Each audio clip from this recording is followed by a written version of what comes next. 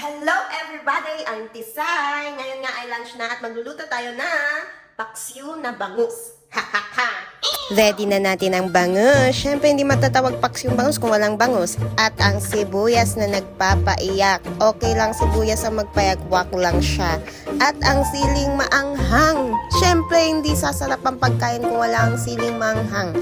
Nagpapabostag ng ating jobs. Hehehe. Pero nagpapasarap naman ang mga pagkain. Next ay talong. Siyempre dapat lagyan natin ng gulay. Dapat maging healthy tayo. Kaya kung toxic ang relationship mo, iwan mo para magka-healthy living ka.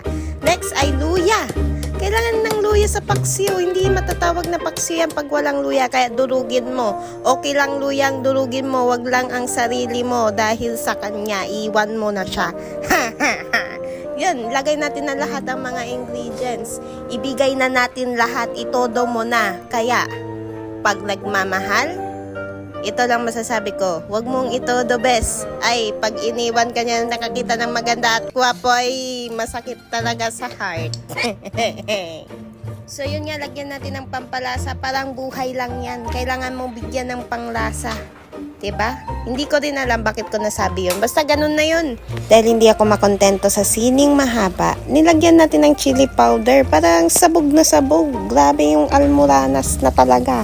So, naglagay na nga ako ng tubig dahil natuyo na yung suka. Guys, always remember pag sa paksiw, dapat talaga tuyong-tuyo yung suka. Dapat yung oil na lang yung naiwan para hindi siya maasim. Kasi may iba talagang paksiw sis, mga beshi. Maasim siya dahil nga hindi napatuyo ng maigi yung suka. Kaya, dapat ipatuyo talaga yan. Para maasim lang yung amoy, pero napakasarap naman ng paksiw mo. So, ganito yung mga nakikita ko sa Instagram Reels, Facebook Reels, yung mga mabibilis tapos naglilinis sila. Ay, napaka-satisfying. Ganito rin ba kayo?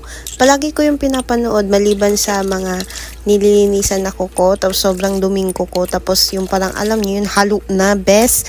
Yung parang may nana na talaga yung kuko, ay napaka-favorite ko din yung tingnan. Pati yung mga kuto na kinukuha, ay nako, yung lalo na pag sinusuklay ganyan, tapos nahuhulog yung mga kuto. Napaka-satisfying talaga ng mga ganong video. Grabe, napaka-witty ng mga tao dito sa social media. Ang daming naiisip na content. Pero the best talaga yun habang nag-aantay. And yun nga, pinakuluan at lutong-luto na rin yan. Guys, nilalagyan ko ng asukal kasi para maglaban sa lasa ng suka. Nilagyan din natin ng namnam para mag-add ng flavor dyan sa ating paksiw talaga.